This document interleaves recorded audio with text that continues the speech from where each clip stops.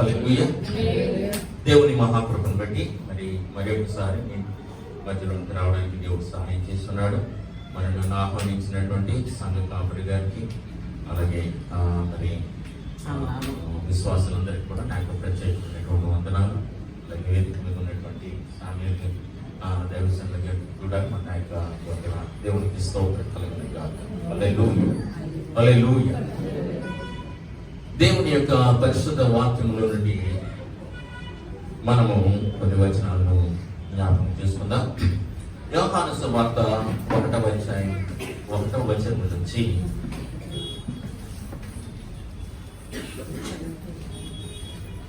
3 వచనాలను మనం 3 వచనాలు మనం చదువుకుందాం.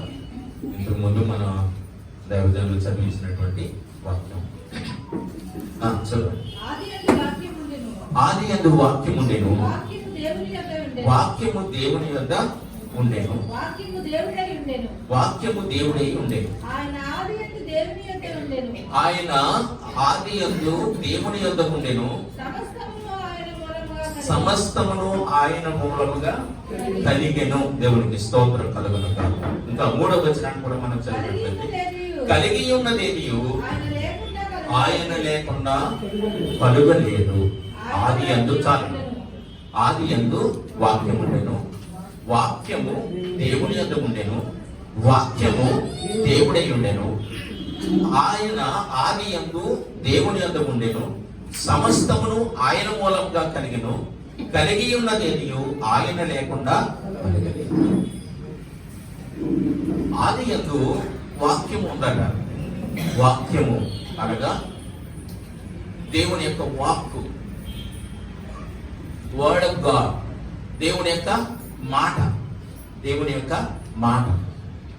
ఈ వాక్యము ఎక్కడుందంటే దేవుని యొక్క ఉండేను.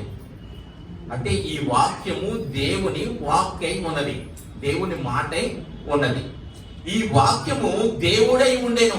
ఆయన మాటే దేవత్వంతో ఉంది, ఆయన మాటే దేవుడిగా ఉంది. ఈ వాక్యము ఆయన ఆది యందు దేవుని యొద్ద ఉండెను. ఈ వాక్యము దేవుని యొద్ద ఉన్నది. The same was in the beginning with God. The same అంటే ఆ వాక్యము, ఇక్కడ ఆయన అన్న దగ్గర ఆ వాక్యము ఆది యందు దేవుని యొద్ద ఉండెను, సమస్తమును ఆయన మూలముగా కలిగెను. అంటే ఆయన మాట చొప్పున సమస్తము జరిగింది, ఆయన వాక్యం చొప్పున సమస్తము జరిగింది, ఆయన వాక్కు చొప్పున సమస్తము జరిగింది. అంతేకాదు, కలిగి ఉన్నది ఏది కూడా ఆయన లేకుండా కలగలేదు. దేవునికి స్తోత్రం కలగలేదు. ఆయన, ఈ వాక్యాన్ని ఇక్కడ ఆయన అని సంబోధిస్తూ ఉన్నాడు. ఈ వాక్యాన్ని ఆయన అని సంబోధిస్తూ ఉన్నాడు భక్తుడు. కనుక ఈ వాక్యానికి ఎంత వాల్యూ ఉందంటే, ఆయన దేవుడు కనుక దేవుడికి ఇచ్చిన విలువ ఆ వాక్యానికి కూడా ఇవ్వబడింది. ఎందుకంటే ఆ వాక్యము దేవుడై ఉండెను కనుక. దేవునికి స్తోత్రం, హల్లెలూయా, హల్లెలూయా. అయితే మరొక విషయాన్ని మనం కింద చదివినట్లయితే, అంటే ఈ వాక్యము దేవుని యొక్క ఉంది, ఆయన మాటే దేవుడై ఉంది. ఆ దేవుడైనటువంటి ఆ మాట ద్వారా సమస్తమును సృష్టించబడింది, సమస్తమును కలిగజేయబడింది. కాబట్టి ఈ వాక్యాన్ని గురించి ఇంకొక మాట మనం చూసుకుంటే, యోహాను సువార్త 1:14 మనం చదివినట్లయితే, ఆ వాక్యము శరీరధారి అయి కృపాసత్య సంపూర్ణుడుగా మన మధ్య నివసించెను. తండ్రి వలన కలిగిన అద్వితీయ కుమారుని మహిమ వలె మనము ఆయన మహిమను కనుగొంటిమి. ఎవరి యొక్క మహిమను మనం కనుక్కున్నాం? ఆ వాక్యము యొక్క మహిమను మనం కనుక్కున్నాం. ఆ వాక్యము శరీరధారి అయి శరీరమును ధరించి మన మధ్య కృపాసత్య సంపూర్ణంగా నివసించాడు. అంటే నివసించింది, ఆ వాక్యము మన మధ్యలో నివసించింది అనగా ఆయన అని దాన్ని స్పెసిఫై చేస్తూ ఉన్నాడు. దేవునికి స్తోత్రం కలుగును. కాబట్టి ఈ వాక్యమే శరీరధారిగా లోకానికి వచ్చాడు. దేవునికి స్తోత్రం, హల్లెలూయా. ఎలా వచ్చాడు అంటే ఆ వాక్యముని మరియమ్మ గర్భం ధరించింది. దేవునికి స్తోత్రం కలుగును. ఎందుకంటే ఈ మాట ఆమె గర్భము ధరించింది. అయితే అది దేని వలన కలిగిందంటే పరిశుద్ధాత్మ వలన కలిగింది అంటారు. అందుకే కింద మనం చదివినట్లయితే చూడండి, లోకాసు వార్త 1:35 మనం చదివినట్లయితే, లోకాసు వార్త 1:35లో దూత పరిశుద్ధాత్మ నీ మీదకి వచ్చును, సర్వోన్నతిని శక్తి నిన్ను కమ్ముకునను, కాబట్టి పుట్టబోవు శిశువు పరిశుద్ధుడై దేవుని కుమారుడు అనబడును. సర్వోన్నతిని శక్తి నిన్ను కమ్ముకునను. ఆ శక్తి ఎక్కడి నుంచి వచ్చిందంటే పరిశుద్ధాత్మ నీ మీదికి వచ్చును. పరిశుద్ధాత్మ శక్తి నీ మీదికి వచ్చినప్పుడు నీవు గర్భము ధరిస్తున్నావు. దేనిని గర్భం ధరిస్తున్నావు అంటే దేవుని యొక్క వాక్కును. దేవునికి స్తోత్రం కలుగునుగా. దేవుని యొక్క మాట ద్వారా, దేవుని యొక్క మాట ద్వారా నీవు గర్భం ధరిస్తున్నావు. కనుక ఇది మనుషుల మూలంగా జరిగింది కానే కాదు, కానీ దేవుని యొక్క వాక్కు ద్వారా జరిగినటువంటి గొప్ప ప్రణాళిక కలిగినటువంటి సత్యము. దేవునికి స్తోత్రం. హల్లెలూయా. ఇంకా మత్తయి సువార్త 1:20 మనం చదివినట్లయితే అక్కడ కూడా అంటున్నాడు, ఈ యోసేపు ఆలోచించుకుంటూ ఉన్నాడట ఈ సంగతుల గురించి. అప్పుడు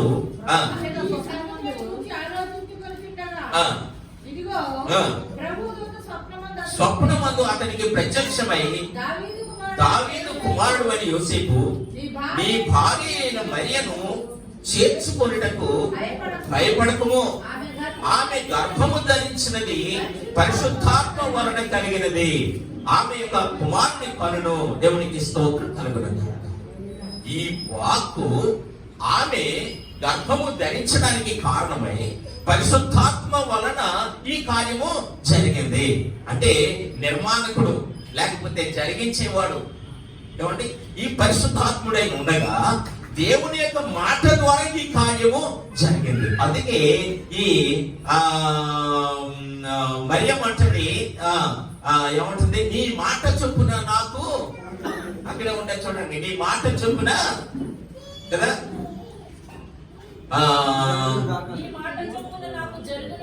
లోకాసు వార్త 1:38లో, అందుకు మరియా, ఇదిగో ప్రభువు దాసురాలను, నీ మాట చొప్పున నాకు జరుగును గాక. దేవునికి స్తోత్రం. అప్పుడు అంతటా దూత ఆమె యొద్ద నుండి వెళ్ళాను. ఆమె కన్ఫర్మ్ చేసుకున్న తర్వాత, ఆమె కాన్ఫిడెంట్ గా చెప్పిన తర్వాత, దేవునికి ఆమెను సమర్పించుకున్న తర్వాత, ఆ మాటకు లోబడిన తర్వాత ఆమె ఒక నిశ్చయమైనటువంటి, ఒక ఖచ్చితమైనటువంటి ఒక నిశ్చయతకు వచ్చిన తర్వాత ఆ దూత అక్కడి నుంచి వెళ్ళింది. దేవునికి స్తోత్రం కలుగును గాక. హల్లెలూయా, హల్లెలూయా. కాబట్టి ఆదియందు ఉన్నటువంటి ఆ వాక్యమే, ఆ వాక్యే, ఆ మాటే ఈ మరియమ్మను గర్భము దాల్చడానికి కారణమయ్యింది. దేవుని యొక్క మాట ద్వారా ఆమె గర్భము దాల్చింది. అయితే ఆ ప్రక్రియ జరగడానికి పరిశుద్ధాత్ముడు ఆ కార్యాన్ని జరిగించినట్లుగా మనం చూస్తున్నాం.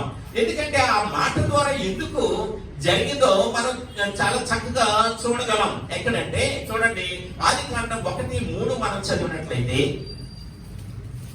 3 నుంచి మనం చదివినట్లయితే 3, 6, 9, మన సమయం తక్కువ ఉంది కాబట్టి 6, 3, 9, 11 ఇవన్నీ కూడా మనం చదివినట్లయితే, దేవుడు వెలుగు కమ్మని పలుకగా వెలుగు కలిగెను. దేవుడు జలముల మధ్యన విశాలము కలిగి జలములను ఈ జలములను వేరుపరచును గాకని పలికెను. దేవుడు ఆకాశము క్రింద జలములు ఒక చోటనే కూర్చబడి ఆరిన నేల కనబడును గాక అని పలుకగా ఆ ప్రకారం అయ్యను. అలాగే 11లో, దేవుడు గడ్డిని విత్తనములు ఇచ్చు చెట్లను భూమి మీద తమ తమ జాతి ప్రకారము తమలో విత్తనములుగా ఫలమిచ్చు ఫల వృక్షములను భూమి మొలిపించును గాకని పలుకగా ఆ ప్రకారం అయ్యను. దేవునికి స్తోత్రం. భూమి మీద 15లో, భూమి మీద వెలిగించుటకు అవి ఆకాశ విశాలమందు జ్యోతులై ఉండుగాకని పలికెను. ఆ ప్రకారం అయ్యను. కాబట్టి ఈ విధంగా ఆయన మాట ద్వారా సమస్త సృష్టిని ఆయన చేసినట్లుగా మనం చూస్తున్నాం. అది దేవుని యొక్క వాక్యము. ఆ వాక్యము దేవుడై ఉండెను. అనగా దేవుడు, మన తండ్రి అయినటువంటి దేవుడు తన వాక్కునే దేవుడిగా చేస్తున్నాడు. తన మాటను దేవునిగా చేస్తున్నాడు. ఆయన ఆత్మను దేవుడిగా చేస్తున్నాడు. పరిశుద్ధాత్మ దేవుడు అని మనం అనగలం. ఎందుకంటే ఆ పరిశుద్ధాత్మ ప్రభు యొక్క శక్తినిచ్చేది కనుక ప్రభు యొక్క శక్తితో నింపబడిన పరిశుద్ధాత్మ దేవుడై ఉన్నాడు. దేవునికి స్తోత్రం కలుగును గాక. హల్లెలూయా, హల్లెలూయా. కాబట్టి ఇప్పుడు ఈ మరి మరియమ్మను చూసినప్పుడు ఆమె ఆ దేవుని యొక్క మాట చొప్పున ఆమె మరి ఆ గర్భమును ధరించి ఆమె ఒక కుమారుని కన్నట్లుగా మనం చూస్తున్నాం. ఆయన పేరు ఏంటంట? మత్తయి సువార్త 1:21 మనం చదివినట్లయితే త్వరగా మనం ముందుకెళ్దాం. మత్తయి సువార్త 1:21 మనం చదివినట్లయితే తన ప్రజలను వారి పాపముల నుండి ఆయనే రక్షించును కనుక ఆయనకు యేసు అని పేరు పెట్టుదువు. ఇక్కడ మరి ఈ వాక్యము ద్వారా అనగా దేవుని యొక్క వాక్కు ద్వారా ఒక కుమారుడు కలిగాడు. ఆ కుమారునికి భూమి మీద ఒక పేరు ఇవ్వబడింది, అది యేసు. అంతేకాదు ఇంకొక పేరు కూడా ఇవ్వబడింది. ఏది? మత్తయి సువార్త 1:22 కూడా చదివినప్పుడు కన్యక గర్భవతి కుమారుని కనును ఆయనకు ఇమ్మానుయేలు అని పేరు పెట్టుదురు. 2 పేర్లు ఇక్కడ మనకు కనిపిస్తున్నాయి, ఒకటి యేసు, ఒకటి ఇమ్మానుయేలు. కాబట్టి ఇక్కడ యేసు అనగా రక్షకుడు, అనగా తన వారి పాపముల నుండి వారిని రక్షించడానికి, ఆయనే రక్షించడానికి ఈ లోకములో ఆయన ఉద్భవించినట్లుగా మనం చూస్తున్నాం. ఇందాక దైవజనులు చెప్పినటువంటి మాటను బట్టి 1 తిమోతి 1:15 అంటాడు, పాపులను రక్షించుటకు క్రీస్తు యేసు లోకమునకు వచ్చెను అను వాక్యము నమ్మదగినది, పూర్ణాంగీకారమునకు యోగ్యమునైనది, అట్టి వారిలో నేను ప్రధానుడను అంటున్నాడు. దేవునికి స్తోత్రం కలుగును గాక. కాబట్టి ఈ లోకములో ఉన్న పాపులను రక్షించడానికి ఆయన ఈ లోకానికి వచ్చాడు. పాపులను రక్షించడానికి ఈ లోకానికి ఆయన వచ్చినట్లుగా మనం చూస్తున్నాం. ఏమండి, పాపులను శిక్షించడానికి ఆయన రాలేదండి. ఇక్కడ మనం గమనించవలసిన విషయం ఏంటంటే ఆయన పాపులను శిక్షించడానికి రాలేదు, వారిని ప్రేమించి వారిని రక్షించడానికి ఆయన వచ్చాడు. అందుకే అంటున్నాడు చివరి దినాల్లో, తండ్రి వీరేమి చేయించున్నారో వీరు ఎరుగరు, వీరిని క్షమించు అంటున్నాడు. ఎందుకంటే ఆయన పిడుగుతులు గుద్దిన వారిని, ఆయన గడ్డం పెరిగిన వారిని, ఆయన తల మీద ముళ్ళ కిరీటం మొత్తిన వారిని, ఆయన మీద మరి నాగలి చాళ్ళ వలె కదండి ఆ వీపును దున్నినప్పుడు ఆయన పడిన శ్రమను ఆయన జ్ఞాపకం చేసుకున్నప్పటికీ వీరేమి చేయించున్నారు మీరు ఎరుగరు, వీరిని క్షమించు అని వారిని ప్రేమించినటువంటి దేవుడు. దేవునికి స్తోత్రం కలుగును గాక. ఈ లోకాన్ని ప్రేమించినటువంటి దేవుడు, ఈ లోకంలో ఉన్నటువంటి మరి పాపులను ప్రేమించినటువంటి దేవుడు, ఆయన దుష్టులను ప్రేమించినటువంటి దేవుడు. అందుకే ఈ లోకంలో క్రైస్తవ్యం అనేది పాపములోనికి నెట్టేది కాదండి. ఈ మార్గము పాపంలోకి నెట్టేది కాదు, కానీ పాపము నుండి విడుదలనిచ్చే మార్గం ఇది. దేవునికి స్తోత్రం కలుగును గాక. అనేక మంది మరి త్రాగుబోతులను మార్చిన మార్గం ఇది, అనేక మంది దొంగలను మార్చినటువంటి మార్గం ఇది, అనేక హత్యలు చేసిన వారిని మార్చి వారిని స్వార్థికులుగా చేసినటువంటి మార్గం ఇది. మంచి మార్గానికి నడిపించినటువంటి మార్గమే కానీ పాపులుగా మార్చినటువంటిది కాదు ఇది. దేవునికి స్తోత్రం కలుగును గాక.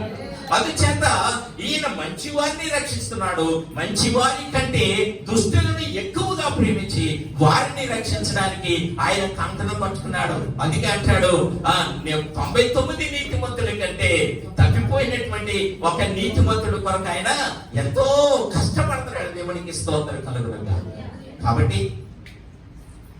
కాబట్టి ఈ లోకములో మనము ఆయన ఎందుకు వచ్చాడంటే పాపులను రక్షించడానికి వచ్చాడు. అందుకే ఆయనకు యేసు అని పేరు పెట్టబడింది.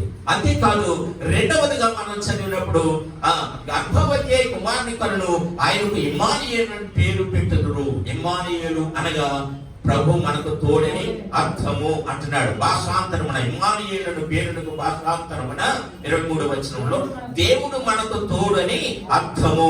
చూడండి మత్తయి సువార్త 28:20 మనం చదివినట్లయితే అక్కడ అంటాడు, నేను మీకు ఏ సంగతులను ఆజ్ఞాపించుతునో వాటినన్నిటినీ గైకొనవలెనని వారికి బోధించుడి. ఇదిగో నేను యుగ సమాప్తి వరకు సదాకాలము మీతో కూడా ఉన్నానని వారితో చెప్పాను. దేవునికి స్తోత్రం కలుగునుగా. ఆయన 2 సంవత్సరాలు కాదు, 3 సంవత్సరాలు కాదు, లేకపోతే మనం జీవించినంత కాలం కాదు, కానీ ఆయన యుగ సమాప్తి వరకు కూడా ఆయన సదాకాలము మీతో కూడా ఉన్నాను. దేవునికి స్తోత్రం, హల్లెలూయా. అందుచేతనే పరిశుద్ధులమై మనం చనిపోయినప్పటికీ ఆయన వచ్చినప్పుడు మరలా మనం తిరిగి లేవగలం. దేవునికి స్తోత్రం. ఎందుకంటే ఆయన మనకు ఇప్పుడు కాదు, సదాకాలము తోడై ఉంటున్నాడు. కనుక ఆయన వచ్చినప్పుడు సమాధుల్లో ఉన్నటువంటి పరిశుద్ధులు ఆయన యొక్క స్వరమును విన్నప్పుడు, ఆ కడపూర శబ్దము విన్నప్పుడు వారు దిగ్గున లేచి ఆయన దగ్గరకు వెళ్ళడానికి సిద్ధపడగలరు. వారికంటే ముందుగా బ్రతుకున్నటువంటి మనం వెళ్ళమాట. వారు లేచిన తర్వాత వాళ్ళతో కలిసి బ్రతుకున్నటువంటి మనము కూడా మహిమ రూపము ధరించుకొని మన యొక్క ఈ మత్స్యమైనటువంటి శరీరములు విడిచిపెట్టి అమర్చమైనటువంటి మరి ఆత్మ శక్తి కలిగినటువంటి శరీరములతో ఆయనను ఎదుర్కోవడానికి వెళ్ళగలం. ఎందుకంటే ఆయన యుగ సమాప్తి వరకు కూడా ఆయన మనకు తోడై ఉంటున్నాడు. దేవునికి స్తోత్రం కలుగును గాక. హల్లెలూయా, హల్లెలూయా, హల్లెలూయా. ఆయన పేరుని బట్టి, యేసు అనే పేరుని బట్టి ఆయన రక్షకుడిగా ఉన్నాడు. ఇమ్మానుయేల్ అనే పేరుని బట్టి ఆయన మనకు ఎల్లప్పుడూ తోడుగా ఉన్నాడు. అందుచేత మనం భయపడవలసిన అవసరం లేదు, పిరికితనం మనకు అక్కర్లేదు. దేవునికి స్తోత్రం, హల్లెలూయా. సర్వశక్తి కలిగినటువంటి దేవుడు, అద్భుతాలు చేసేటువంటి దేవుడు, ఆశ్చర్య కార్యాలు చేసేటువంటి దేవుడు, పరిశుద్ధాత్మ శక్తితో నింపి మనల్ని శక్తితో నిలబెట్టగలిగినటువంటి దేవుడు మనకున్నాడు. కనుక మనము అధైర్యపడవలసిన అవసరము లేనే లేదు. అందుచేతనే ఆ మరియమ్మ ఆ కాలంలో ఎన్ని అవమానాలు పొందినప్పటికీ, ఎంతమంది ఎన్ని అనుకున్నప్పటికీ, అది ఈ రోజుల్లో అయితే ఎన్ని ట్రోల్స్ వచ్చినండి. ఏమండి, బేమచ్చమైన ట్రోల్స్. ఎవడైనా చిన్న ఇదంటే చాలు వేల ట్రోల్స్ వస్తున్నాయి. అప్పుడు ఈ సెల్ ఫోన్లు లేకపోతే ఈ టెక్నాలజీ లేదో బతికిపోయింది. ఎందుకంటే మనుషులు మాట్లాడే మాటలతోనే ఆమె కులి చాలా బాధపడేదేమో. కానీ దేవుని మాటకు ఆమె లోబడింది కనుక, దేవుడు నాకు ధైర్యాన్ని ఇస్తున్నాడు కనుక, దేవుడు నాకు శక్తిని ఇచ్చాడు కనుక, దేవుని యొక్క శక్తి నన్ను కమ్ముకుంది కనుక నేను భయపడను అనుకుంది. దేవునికి స్తోత్రం, హల్లెలూయా. అందుచేతనే ఎన్ని కష్టాలు వచ్చినా, ఎన్ని శ్రమలు వచ్చినా, ఎంతమంది ఏమనుకున్నా గానీ ప్రభు కోసం నిలబడింది. ఆ రక్షకునికి ఆమె జన్మనిచ్చింది. ఆమె జన్మ ధన్యమైంది. దేవునికి స్తోత్రం కలుగును గాక. హల్లెలూయా, హల్లెలూయా.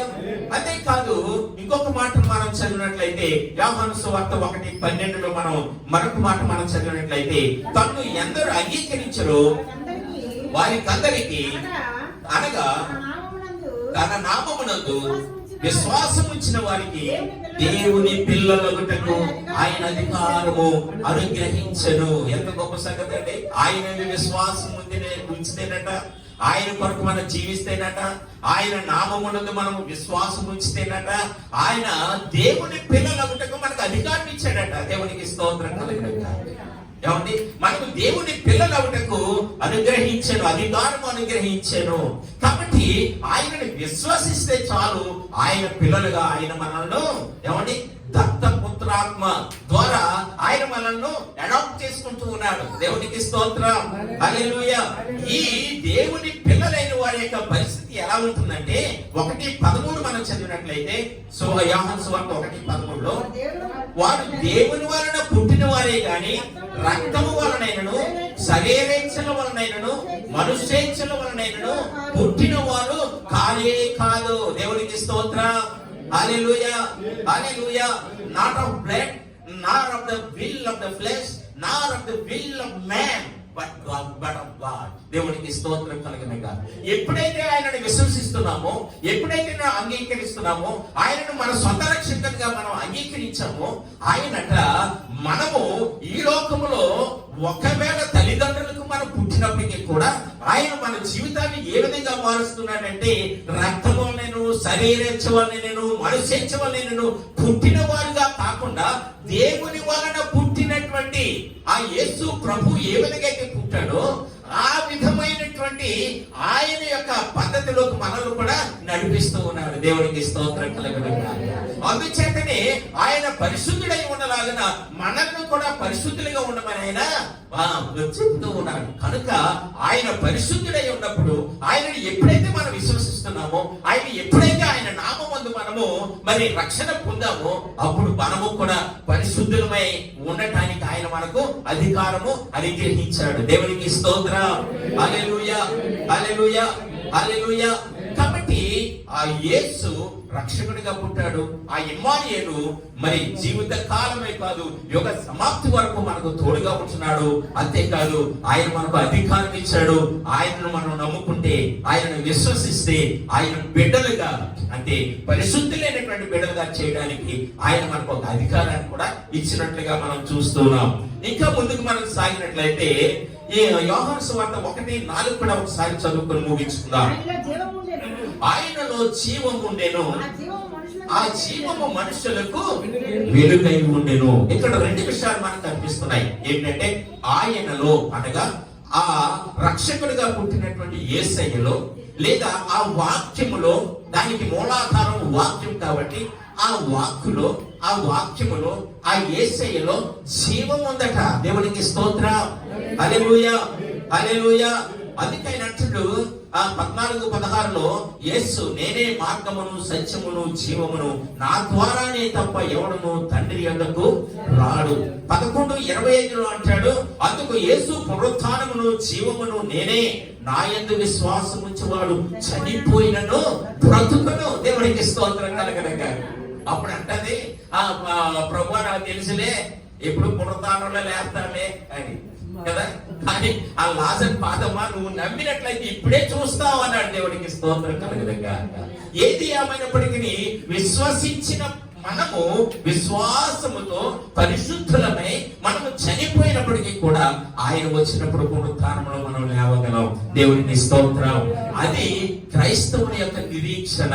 ఆ నిరీక్షణ లేకపోతే ఏమోనండి లేస్తామో లేదో ఎవరికి తెలుసు అనే అనుమానమైనటువంటి మనస్సు మనకు ఉన్నట్లయితే మనము భక్తి చేయడం వ్యర్థము, వ్యర్థము, వ్యర్థము. దేవుడికి స్తోత్రం కలుగునుగా.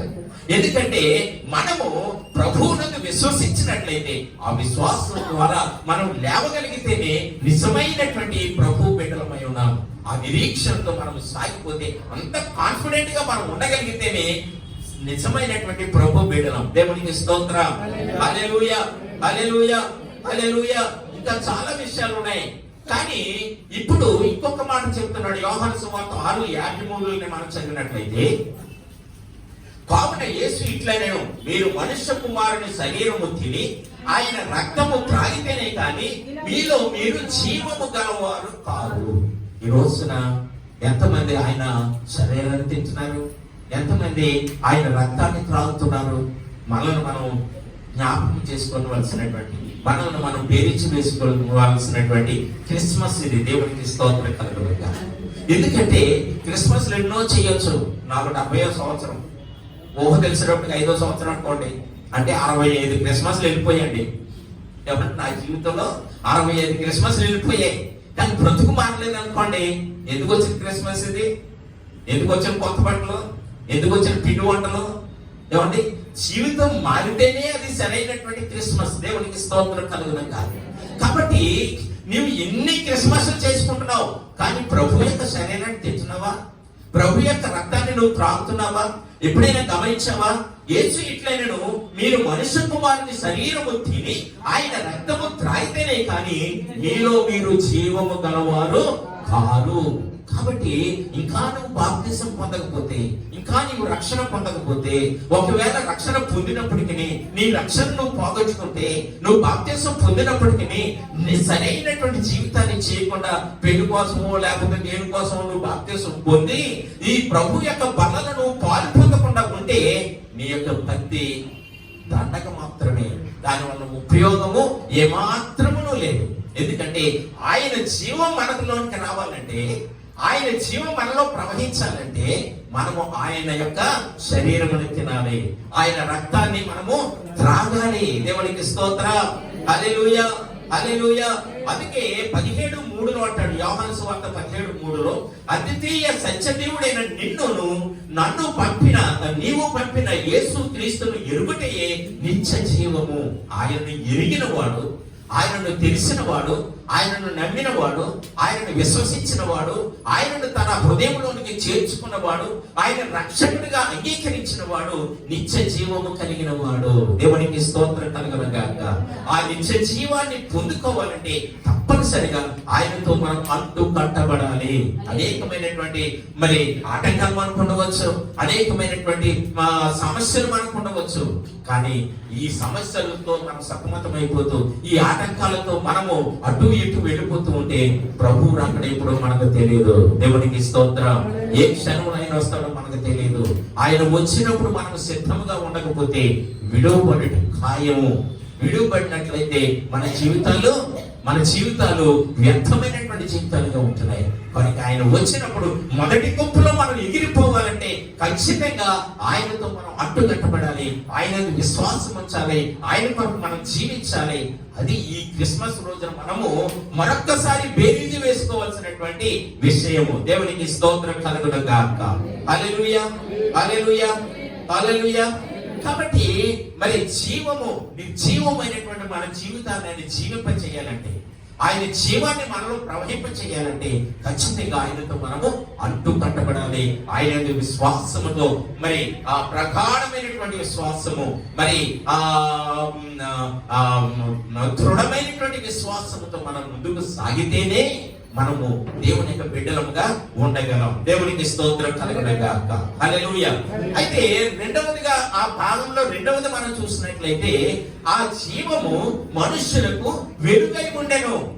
ఆ జీవము మనుషులకు వెలుగై ఉండెను. చూడండి, ఆ యోహాను సువార్తలోని 12వ అధ్యాయం 40వ వచనాన్ని మనం చదివినట్లయితే, నా యందు విశ్వాసం ఉంచు ప్రతి వాడు చీకటిలో నిలిచి ఉండకుండానట్లు నేను ఈ లోకమునకు వెలుగుగా వచ్చాను. ఎందుకు ఈ లోకానికి ఆయన వెలుగుగా వచ్చాడంటే, ఆ వాక్యంలో ఎందుకు వెలుగు కనిపిస్తుందంటే, ఆ మాటలో ఎందుకు వెలుగు కనిపిస్తుందంటే, ఆ వాక్యానికి ప్రతిరూపమైనటువంటి యేసులో ఎందుకు వెలుగు కనిపిస్తుంది అంటే, ప్రతివాడు విశ్వసించు ప్రతివాడు, ఆయన యొక్క విశ్వాసం నుంచి ప్రతివాడు చీకటిలో నిలిచి ఉండకుండా వెలుగులో నడిచినట్లుగా ఈ లోకములో ఆయన వెలుగుగా వచ్చాడట. అందుకే అంటాడు, నన్ను నమ్మినటువంటి మీరు కూడా ఈ లోకములకు వెలుగై ఉన్నారు అంటాడు. దేవునికి స్తోత్రం కలుగునుగాక. ఆయన వెలుగును మనము గనక మరి ధరించుకున్నట్లయితే, ఆ వెలుగు మన మీద కూడా ప్రసరించబడినట్లయితే మనం ఈ లోకానికి ఒక వెలుగుగా ఉంటున్నాం. అనేక మందిని ఈ వెలుగులోనికి నడిపించగలిగినటువంటి ఒక సాక్షిగా మనం ఉండగలుగుతున్నాం. ఆ విధమైనటువంటి సాక్ష్యం మనకు లేకపోయినట్లయితే ఎంత భక్తి చేసినా అది వృథా ప్రయాసం మాత్రమే. అనేక మందికి మన యొక్క భక్తి జీవితం, మన యొక్క దేవుని యొక్క వెలుగు కలిగినటువంటి జీవితం మనం అనేక మందికి చూపించగలిగినట్లయితే మనము ధన్యులం. దేవునికి స్తోత్రం కలుగునుగాక. ఎందుకే అదే ఇందాక చదువుకున్నటువంటి యోహాను సువార్త 1:5 అంటాడు, ఆ వెలుగు చీకటిలో ప్రకాశించుతున్నది కానీ చీకటి దాన్ని గ్రహింపకుండెను. 3:19 అంటాడు, ఆ తీర్పు ఇదే, వెలుగు లోకములోనికి వచ్చేది కానీ తమ క్రియలు చెడ్డమైనందున మనుష్యులు వెలుగును ప్రేమింపక చీకటిని ప్రేమించేది. ఈ లోకంలో వెలుగులో నడుచుకుంటున్నామని అంటున్నారు. చూడండి, చివరిలో మనం చదివినట్లయితే ఎక్కడంటే 1 యోహాను పత్రిక 1:6 చదవండి, 1:5 నుంచి చదవండి. మేము ఆయన వలన విని మీకు ప్రకటించు వర్తమానము ఏమనగా, దేవుడు వెలుగై ఉన్నాడు, ఆయన యందు చీకటి ఎంత మాత్రమును లేదు, ఆయనతో కూడా సహవాసము గలవారమని చెప్పుకొని చీకటిలో నడిచిన ఎడల మనము అబద్ధమాడుచు సత్యమును జరిగింపకుందుము. అయితే ఆయన వెలుగులో ఉన్న ప్రకారము మనమును వెలుగులో నడిచిన ఎడల మనము అన్యోన్య సహవాసము గల వారమై ఉందుము. అప్పుడు ఆయన కుమారుడైన యేసు రక్తము ప్రతి పాపము నుండి మనలను పవిత్రులుగా చేయును. దేవునికి స్తోత్రం కలుగునుగాక. మనం బాప్తిసం పొందాం, రక్షణ పొందాం, దేవుని సన్నిధికి వస్తున్నాం, అబ్బా చక్కగా వాడబడుతున్నాం. ఓ మరి అసలు ఈ సంఘానికి నేను పిల్లర్నండి, నేను ఎప్పుడో పాత విశ్వాసం అండి అని చెప్పుకున్నప్పటికీ దేవుని యొక్క వెలుగు, ఆయన యొక్క వెలుగు మనలో లేకపోయినట్లయితే మనమట అబద్ధికులమట. మనము అబద్ధికులం. అందుకే సత్యమును జరిగింపకుందము అంటున్నాడు. ఆయనతో కూడా సహవాసము గలవారమని చెప్పుకున్నప్పటికీ చీకటిలో నడిచిన ఎడల మన క్రియలు చీకటి క్రియలైనప్పటికీ మన క్రియలు నిర్జీవమైనటువంటి క్రియలుగా ఉన్నప్పుడు మనము ఎంత భక్తి చేసినా ప్రభు యొక్క వెలుగును మనము ఎదుటి వారికి మనము దాన్ని ప్రసరింప చేయలేము. ఎందుకంటే మనలో ఉన్న సాక్ష్యము సరిగ్గా లేదు. అది చీకటితో కూడినటువంటి సాక్ష్యము. ఆ క్రియలు చీకటితో కూడినటువంటి క్రియలు, నిర్జీవమైనటువంటి క్రియలు. నీవే నిర్జీవమైనటువంటి చీకటి క్రియలు చేస్తూ ఎవరికైనా యేసుని గురించి చెప్పాలంటే నీ మనసాక్ష్యం ఒప్పుకోదు. ఎదుటి వారి దగ్గర మన సాక్ష్యం లేదు కాబట్టి నువ్వా మాకు చెప్పేది అంటారు. కాబట్టి మనము అవునంటే అవును, కాదంటే కాదు అన్నట్టుగా ప్రభు కోసం మనం జీవించినట్లయితే మనము ధన్యులం. దేవునికి స్తోత్రం కలగనగా ఆయన వచ్చినప్పుడు ఆయనతో మనం సునాయాసంగా వెళ్ళిపోగలం. దేవునికి స్తోత్రం కలగనగా ఏ కష్టము లేకుండా, ఏ ఒడిదుడుకులు లేకుండా, అది క్రొత్త దారి అయినప్పటికీ. ఏమన్నా పర్వతానికి మనం ఎప్పుడు వెళ్ళలేదు కదా, ఏమన్నా అమెరికాకి ఎప్పుడు వెళ్ళలేదు. అయినా కానీ ఆ మార్గం మనకు తెలుసుంటే మన పిల్లలు ఎవరైనా మన పక్కన ఉన్నారనుకోండి హ్యాపీగా వెళ్ళిపోవచ్చు. అలాగే మన ప్రభు మన ప్రక్క నుండి మనల్ని చక్కగా హాయిగా తీసుకుని వెళ్ళిపోతాడట. ఎప్పుడు మనము చీకటిలో నడవకుండా వెలుగులో మనం నడిచినప్పుడు, చీకటి కార్యాలు చేయకుండా ప్రభు యొక్క వెలుగును అనేక మందికి మనం చూపించగలిగినప్పుడు మనము ఆయనతో వెళ్ళగలం. కాబట్టి ఆయన జీవం మనతో ఉండాలంటే మన నిర్జీవ క్రియలు మనం విడిచిపెడదాం. ఆయన వెలుగు మనలో ప్రసరింప చేయాలంటే మన చీకటి కార్యాలను మనం విడిచిపెడదాం. ప్రభువు రాకడకే సిద్ధపడదాం. ఈ యొక్క మరి 2024 ఈ సెమీ క్రిస్మస్ మరొక్కసారి మనకి మన యొక్క భక్తి జీవితాన్ని జ్ఞాపకం చేస్తూ ఉన్నాయి. కాబట్టి వచ్చే క్రిస్మస్ కాబట్టి మళ్ళీ ఇదే జీవితాన్ని కొనసాగించామనుకోండి, దానివల్ల ప్రయోజనం లేదు. కానీ మన బ్రతుకులను మార్చుకొని ప్రభు కొరకు సిద్ధపడదాం. దేవుడి మాటలు దీవించుగాక.